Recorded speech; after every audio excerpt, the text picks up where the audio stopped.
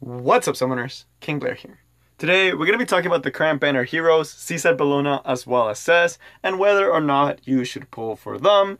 And for Seaside, you've been saving for this. It is finally time to use your summons. You need at least one copy of Seaside and at least one drink. For the drink, you can get it from the powder shop. So hopefully with the 70 summon event, as well as when you're trying to pull for Seaside, you're able to get a Rengar specialty drink. Ideally, you would want more, but if you get one Seaside and one drink, that's more than enough.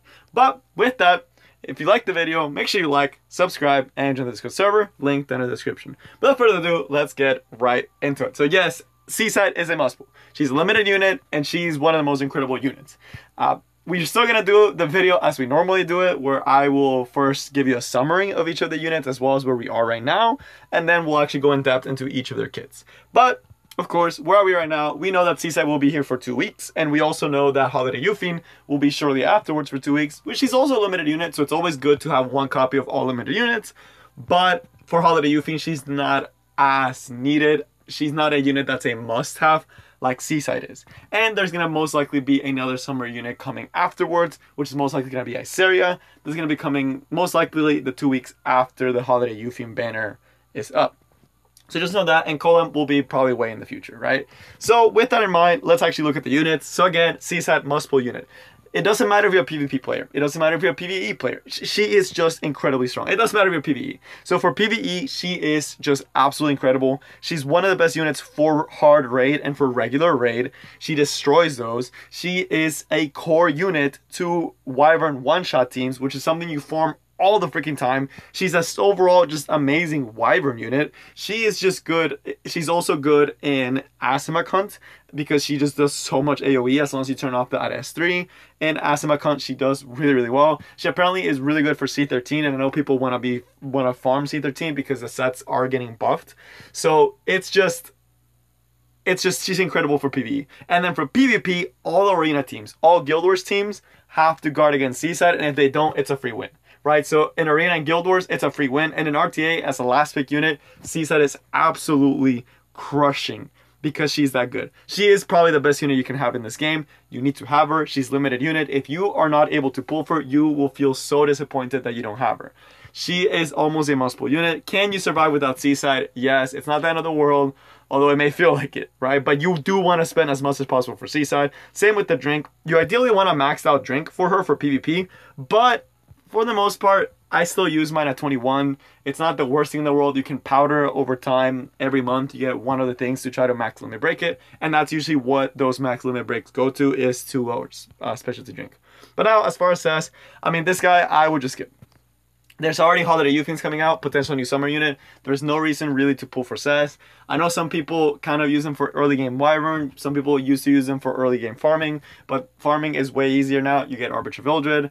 And for Wyvern, there are better options that will help you down the line. For PvP, he is kind of replaceable, very replaceable. He hasn't gotten a buff in a long time, so he's just very forgettable, right? It's very easy to replace him. Now, is it something that he does is really cool? Yes, absolutely. When you're able to S3 and potentially kill a T-Serum off of that, that is really nice. But it requires you to use Oxlots and Cess. You're never getting that combo in RTA. And in Arena, it's just you have to deal with Polides. So most likely, it's pretty easy to skip. Most people don't really use him. Only people that really like him will try to make him work and will try to pull him. Especially for Guild Wars, he can actually still do really good because Oxlot Cess there is a little bit better. Since there's not as many Polides, if at all, there's almost no Polides. So you can actually use the combo there if you really like, but there are better things for you to pull, right? That's all I want to tell, but we'll still go in depth. So now with that, let's actually go in depth into each of the characters, starting with none other than the queen herself, Seaside Bellona. This unit has been broken for 2 years, right? It's her 2-year anniversary pretty much, and this unit has just been ridiculous this whole time. So as far as stats, she has pretty standard stats, right? There's nothing really crazy about her. If anything, it's a little bit weird because she has really high starting speed, right? That's something that it's really, she has ranger stats, right? Even though she is often a very slow unit, so it's a little weird that she has such high base speed. And her health is not incredible. Her defense is not incredible. They're not terrible or they're not atrocious, but they're nothing to be like impressed by. She does have pretty good attack though. It has a solid attack stat and has some effectiveness that does help out the rest of her kit. So stat-wise, not crazy, right? And she looks a little bit squishy, which is one of the reasons when she first came out, I made the mistake, and a lot of other players did as well, that we didn't think she was like all that, right? We thought she was alright. But then we'll see later on, she's way more than just alright. Her imprint concentration is going to be effectiveness. This will help you land debuffs. It does ease a lot of the building requirements for the Wyvern one-shot team, as well as for PvP, if you want to land more debuffs on higher FRS targets. But she can also give HP to the front ally, which is going to be pretty important, as well as the top ally, because it'll help those allies survive a lot more. So in PvP, you typically will put the health one, and for PvE, you typically will put the effectiveness one. And sometimes for PvP, you will also put the effectiveness one if you want to hit certain targets. But now, as far as the actual skills, why is she so freaking good at almost everything? So first, the S1, very basic, but very, very good. It has a 75% chance to land a target. Why is this good? It's a 2-turn target. It's basically having a Song of Stars. Granted, it's not maxed out like Song of Stars, but it is still incredibly good. This allows you, for PvE, to give her something like the Elfelt artifact that applies decreased defense. This does add some consistency to the Wyvern one-shot runs and to just almost every other Wyvern run, because now you have an S1 that is capable of not only decreasing defense, but also applying target. That's really good, right? And for PvP, I mean, target debuff is nothing crazy, but it does add a little bit extra damage if you do end up landing it. So that's a big one. This one's mostly going to be for PvE because the target debuff is just so good for doing damage. You do have to be careful though, because there are a lot of stages that punish you with too many debuffs. So oftentimes you will see people turn off the S3 so that you do not go over the usual 2 debuff limit that most bosses have, right? So with that, that's S1 is just already incredible, right? For PvE. Now we get to the S2, which is the reason why this unit is so good. And I can't show it to you, but I guarantee you've seen it at least once. This skill is the reason why Seaside is Seaside. So first, it's a very stacked passive. It's probably one of the most passive stacked skills out there.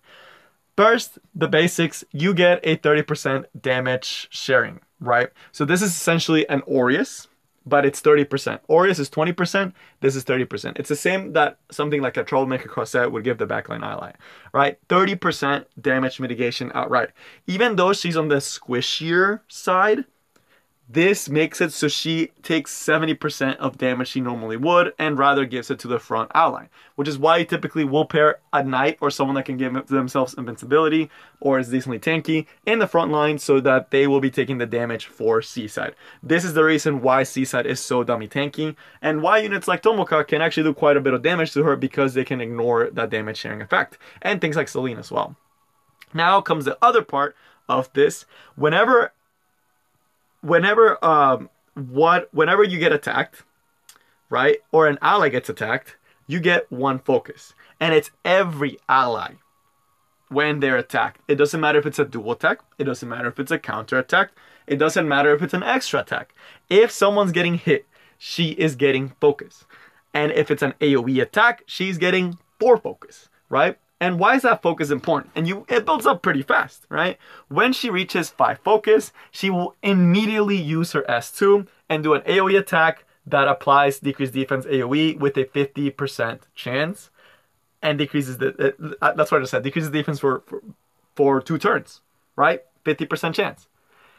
This is the reason she's so incredible, because her S1 gives her 1 focus and her S3 gives her 3 focus, and every time you get hit, it's going to be 1 focus. So usually if someone is using an AoE skill, that will give you immediately 4 focus, and the next attack will trigger this S2, right? So that just means that every other AoE attack, you are doing an S2, and if it's just a regular attack, then it may take a little bit longer, but it's every 5 attacks if it's only single target attacks. But then you know there's dual attacks, there's extra attacks. This is the reason why she's so good against AoE style teams, because she's able to just proc that skill so often. Why she sometimes is used as anti-cleaving, because you're able to do damage without taking a turn. And this is the reason why Seaside is Seaside, because this makes it so you don't need any speed, since she can take turns without it actually being her turn, right? And this is just the S2, we haven't even looked at the S3. So this is the reason why she's so good. She's able to attack when it's not her turn, she's able to decrease defense, she's able to apply target, and that just allows her to build extremely bulky with extremely high damage, right? And on lifesteal set, this skill, since it's AoE, will heal a ton. This is ridiculously good for things like Asimec Hunt, because as we mentioned, every AoE attack essentially almost gives you the next attack, right? Especially if you did an S1 before it, then you already have enough for 1 AoE attack. You'll be doing your S2, which is why she's so good for Asimach Hunt, because she's just able to AoE so frequently against that boss, since that boss hits once and then hits AoE, essentially making her attack every single time he summons the little guys, and you're able to just clear them off like one time, right? And for Wyvern one shot, she's able to easily clear wave 1 because the first wave does attack enough times for her to do this S2 at least once, and her S3, which is why for one shot Wyvern this is so good. And she's also sometimes able to use it on the actual Wyvern, although not always, right? But for the most part, after she S3, she typically does have enough to do it on the Wyvern. So this is the reason why she's so good for so much PvE content. Again, built to, and for PvP as well. She can take turns when it's not her turn, and she does big AoE damage, and with Drink, the damage just goes through the roof in PvP. So consistent AoE damage when it's not your turn, and damage mitigation. And then of course, to top it all off, we have an amazing S3, another AoE attack, so you're doing a ton of AoE damage as well, that also applies some nasty debuffs with 100% chance, which is just ridiculous to me. But you have a 100% chance to land unable to be buffed and unhealable for 2 turns. Right, assuming you don't get 15% in. On it, that essentially just, if they don't have immunity, they're gonna die. And for the most part, unless that team has an immunity buffer, you are going to be landing these. This is the reason why Roana can sometimes not destroy a Seaside, is because Seaside can just apply these effects on the Roana's team and then they can't heal, right? So no Roana healing. It's just so incredibly strong. The unable to be buffed just makes it so they can't buff themselves unless they're cleansing before.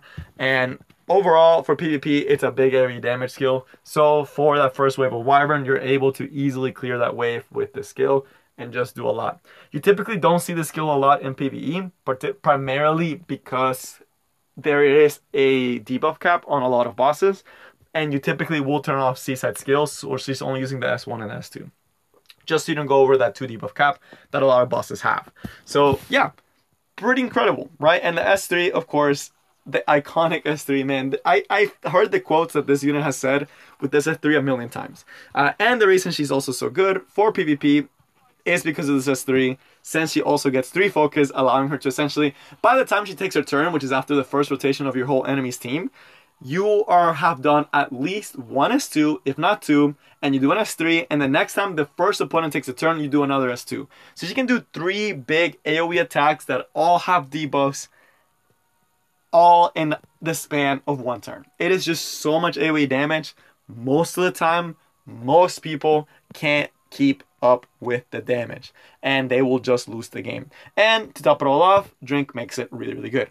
So as far as Seaside, there are a million builds for Seaside. There are off builds for people that don't have the best gears. There are damage builds for the PvE ones. There's PvP, PvE ones. She's actually a unit that people will have 2 copies of. They will have 1 PvP one, and they will have 1 PvE one, right? Because she is that good of a unit, and she requires so many builds. But the best build for PvP is going to be the Lifesteal build with Rengar's specialty Drink, her own artifact that just increases her damage to just a ridiculous level that should not be reached. And for PvE, you typically do see the Alpha artifact, or just anything that can help you get more damage, something like Portrait, although you lose some of the consistency from that Alpha artifact.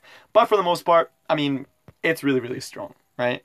And if we look at Drink, of course, you get a raw damage increase according to your attack, and this does an extra 1,000, 2,000, almost true damage, right? Because it ignores a certain percentage of defense, almost true damage to the opponent. And as we mentioned, 3 AoE attacks in the span of 1 turn.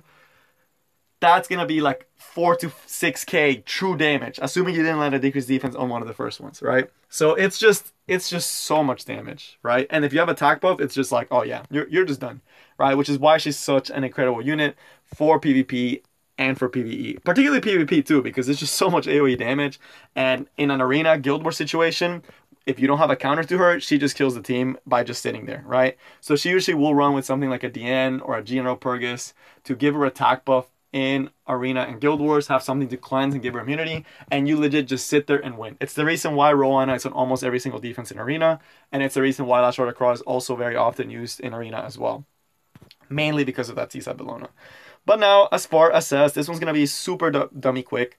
I mean, there's not a lot to talk about. He's a very standard, just damage character. So, he's a def, very weird stat line, very high HP, but no defense. I believe it's the same stat line as Violet. I believe so. has some crit rate help, has really high attack, really good attack, really high health, really low defense, decent speed, and decent crit rate, right? Nothing incredible, and does have self crit rate imprint, which again is the best imprint in the game, since it does allow you to do other things with your build, and it's the best roll value that you can get on a unit. So solid imprint, right?